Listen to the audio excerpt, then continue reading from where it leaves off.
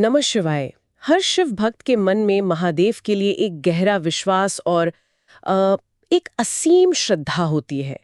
हम सब उनकी पूजा करते हैं, जल चढ़ाते हैं, बेलपत्र अर्पित करते हैं और बस यही कामना करते हैं कि उनकी कृपा हम पर बनी रहे। पर मैं कभी-कभी सोचती हूँ कि क्या हमारी भक्ति, हमारी पूजा का तरीका, क्या वो महादेव के असल स्वरूप से मेल खाता भी है? आपने बहुत बहुत ही गहरा सवाल उठाया है। देखिए, हमारे शास्त्रों में कोई भी नियम या विधान यूं ही नहीं बना दिया गया है। हर एक के पीछे एक एक गहरी सोच है, एक वजह होती है। और जब बात महादेव की हो तो उनकी पूजा का हर विधान उनके मूल स्वरूप से जुड़ा है। मतलब उनका जो वैरागी और तपस्वी स्वरूप है, बिल्कुल उससे। बिल्कुल। वो एक परम वैरागी हैं, एक तपस्वी। वो सांसारिक सुख दुख, राग द्वेष, इन सब से परे हैं। तो इसका मतलब ये हुआ कि हमारी पूजा में अनजाने में की गई कोई भूल या किसी गलत वस्तु का अर्पण वो भक्ति के फल को प्रभावित कर सकता है? हाँ, ऐसा संभव है। और इन सब के पीछे का दर्शन क्या है, शिव पुराण की कथाएं क्या कहती हैं? हाँ, बिल्कुल। चलिए शुरू करते हैं उन वर्जित वस्तुओं से। मैंने सुना है ये सूची कुछ लोगों को चौंका सकती है। हाँ, हो सकता है। शुरुआत करते हैं तुलसी दल से। पर भगवान विष्णु की पूजा तो तुलसी के बिना अधूरी मानी जाती है। फिर महादेव को तुलसी क्यों नहीं चढ़ाई जाती? इसके पीछे शिव पुराण में एक बहुत ही मार्मिक कथा है।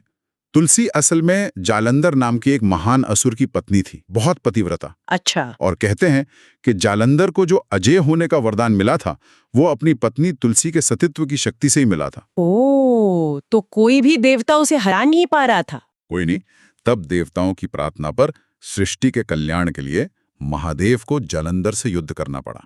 पर जब तक तुलसी का सतीत्व अखंड था, जालंधर को मारना असंभव था। तो फिर उसका वध हुआ कैसे? तब भगवान विष्णु ने एक छल किया। उन्होंने जालंधर का रूप धारण किया और तुलसी के सतीत्व को भंग कर दिया। और इसके ठीक बाद महादेव ने जालंधर का वध कर दिया। ओह, तो जब तुलसी को इस छल का पता चला होगा, वो क्रोध और दुख से भर गईं और उन्होंने महादेव को श्राप दे दिया कि उन पर तुलसी दल कभी नहीं चढ़ाया जाएगा। भगवान शिव निर्दोष थे, पर उन्होंने तुलसी की पीड़ा और उनकी भक्ति का सम्मान करते हुए उस श्राप को स्वीकार कर लिया। ये तो बहुत दुखद कहानी है। लेकिन हल्दी के बारे में क्या? हल्दी को लेकर तो कोई श्राप नहीं है ना? वो तो हर पूजा पाठ, हर मंगल कार्य का एक एक जरूरी हिस्सा है। आपका सवाल बिल्कुल सही है। यहाँ श्राप की बात नहीं है, यहाँ स्वरूप की बात है। स्वरूप? हाँ, आप सोचिए, हल्दी किन शुभ कार्यों में इस्तेमाल होती है? विवाह, गृह प्रवेश, ये सब गृहस्थ जीवन के सांसारिक सुख के प्रतीक हैं। और महादेव का मूल स्वरूप क्या है? वैरागी, तपस्वी। बिल्कुल। वो शमशान में निवास करते हैं, शरीर पर भस्म लगाते हैं। वो इन सब सांसारिक बंधनों से परे हैं। अच्छा, तो हल्दी जैसी सांसारिक सौभाग्य की वस्तु उनके वैरागी स्वरूप से मेल नहीं खाती। यह एक दर्शन है, सिर्फ नियम नहीं। आपने बिल्कुल सही समझा। इसी वजह से हल्दी और सिंदूर, मतलब कुमकुम, शिवलिंग पर नहीं चढ़ाया जाता। सिंदूर भी? हाँ, सिंदूर तो सुहागिनें अपने पति की लंबी आयु के लिए लगाती हैं। पर महादेव तो स्वयं महाकाल हैं, काल के स्वामी, संहारक। उन्हें सिंदूर नहीं, जीवन और मृत्यु से परे वैराग्य का प्रतीक भस्म ही प्रिय है। तो कुछ वस्तुएं उनके स्वरूप के कारण वर्जित है और कुछ किसी कथा या शाप के कारण। मैंने सुना है कि फूलों में भी एक ऐसा फूल है जिसे श्राप मिला हुआ है, केतकी का फूल। हाँ, केतकी का फूल। और इसकी कहानी सीधे तौर पर सक्के के महत्व से जुड़ी है। कथा है कि एक बार ब्रह्मा और विष्णु में विवाद छिड़ गया कि दोनों में श्रेष्ठ कौन है। तब महादेव उन दोनों के बीच एक विराट अनंत ज्योतिर्लिंग के रूप में प्रकट हुए, जिसका कोई आदि और अंत नहीं था। सही। तय ये हुआ कि जो भी इस ज्योतिर्लिंग का सिरा खोज लेगा, वही श्रेष्ठ माना जाएगा।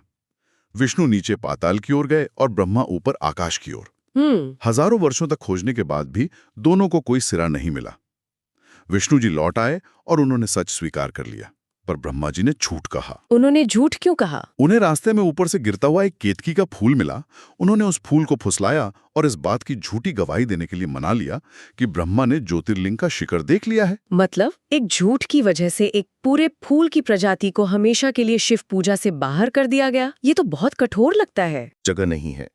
इस झूठ से क्रोधित होकर शिव ने ब्रह्मा को श्राप दिया कि पृथ्वी पर उनकी पूजा नहीं होगी और केतकी के फूल को अपनी पूजा से हमेशा के लिए निष्कासित कर दिया। महादेव को आडंबर नहीं, केवल श्वेत पुष्प प्रिय हैं, जो सादगी और पवित्रता के प्रतीक हैं। केतकी के फूल की कहानी तो असत्य से जुड़ी है, पर शंख तो हर पूजा में शुभ माना जाता है। उसकी ध्वनि से तो नकारात्मक ऊर्जा दूर होती है। फिर शिवलिंग पर शंख से जल क्यों नहीं चढ़ाते? यहाँ भी एक पौराणिक कथा है। शंखचूड़ नाम का एक दैत्य था।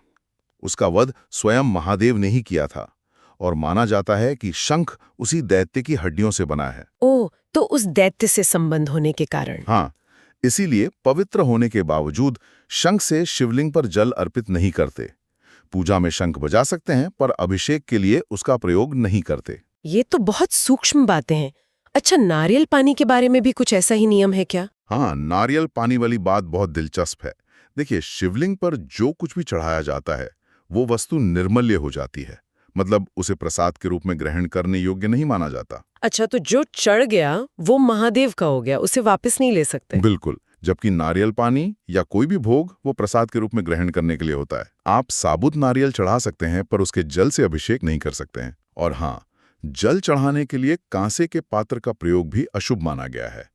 तांबे, चांदी या मिट्टी का पात्र ही इस्तेमाल करना चाहिए। ये तो हुई वर्जित वस्तुओं की बात। अब उस विषय पर आते हैं जो बहुत से भक्तों के मन में दुविधा पैदा करता है। घर के मंदिर में शिवलिंग की स्थापना। बहुत से लोग घर में शिवलिंग रखते हैं, पर शायद उन्हें इसके पीछे की जिम्मेदारी का अंदाजा नहीं होता। यह बिल्कुल सत्य है। घर में शिवलिंग रखना केवल एक मूर्ति स्थापना नहीं है।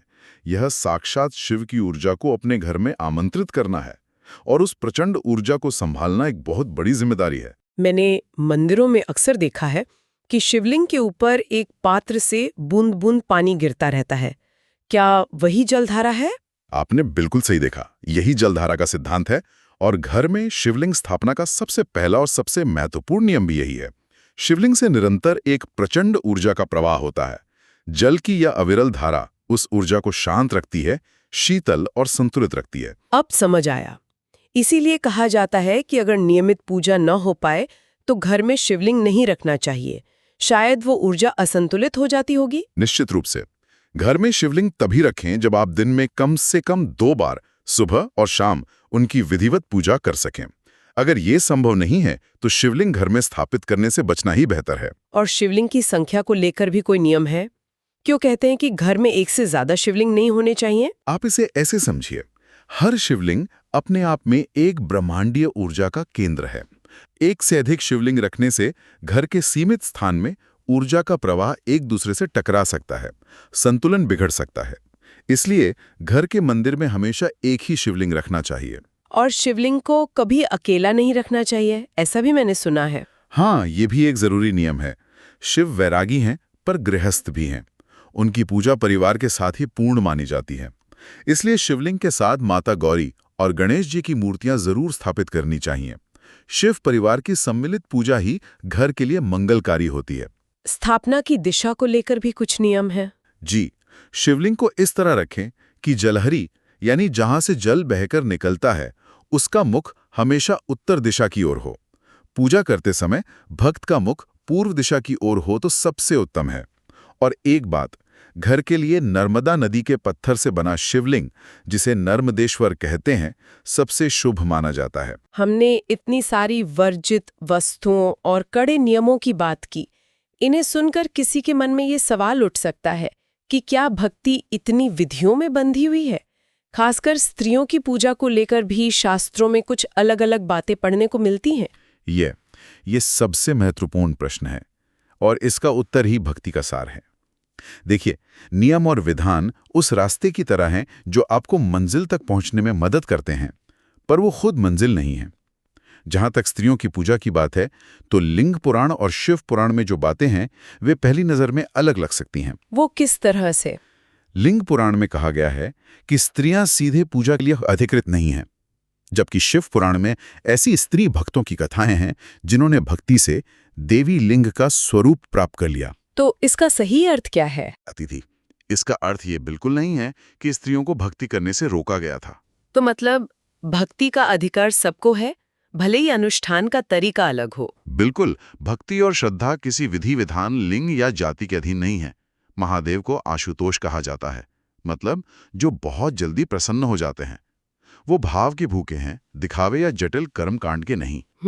शिव पुराण स्वयं कहता है कि कलयुग में जब मनुष्य अपने धर्म से भटक जाएगा, तब केवल महादेव की भक्ति और ओम नमः शिवाय मंत्र का जाप ही मोक्ष का सबसे सरल और शक्तिशाली मार्ग होगा। तो फिर इन सभी नियमों का उद्देश्य क्या है? इन नियमों का उद्देश्य भक्त के मन को अनुशासित करना है, उसे पूजा के लिए तैयार करना है।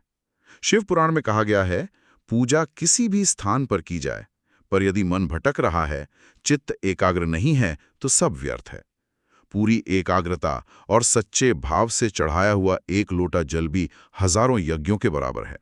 सच्ची श्रद्धा हर नियम से ऊपर है। तो आज की इस चर्चा से ये समझ आता है कि महादेव की कृपा पाने का मार्ग नियमों और श्रद्धा के एक सुंदर संतुलन से होकर गुजरता है।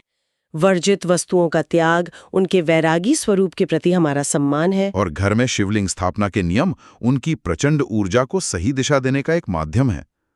अंततः ये सभी नियम हमें एक ही सत्य की ओर ले जाते हैं कि महादेव को प्रसन्न करने के लिए बाहरी आडंबर से कहीं अधिक मन की पवित्रता, सच्ची श्रद्धा और अटूट विश्वास की जरूरत है। बिल्कुल सही कहा आपने। आज की इस गहरी चर्चा के बाद एक विचार मन में छोड़ जाते हैं। हमने जाना कि महादेव भाव के भूखे हैं और मन की एकाग्रता ही सबसे बड़ी पूजा है। तो क्या इसका अर्थ ये है कि सच्ची भक्ति हर विधि विधान से भी परे केवल भक्त और भगवान के बीच का एक मौन संवाद है? एक ऐसा संवाद जहां कोई शब्द नहीं, कोई वस्तु नहीं, केवल शुद्ध भावना का प्रवाह है। इस पर विचार अवश्य कीजिएगा। ओम नमः शिवाय।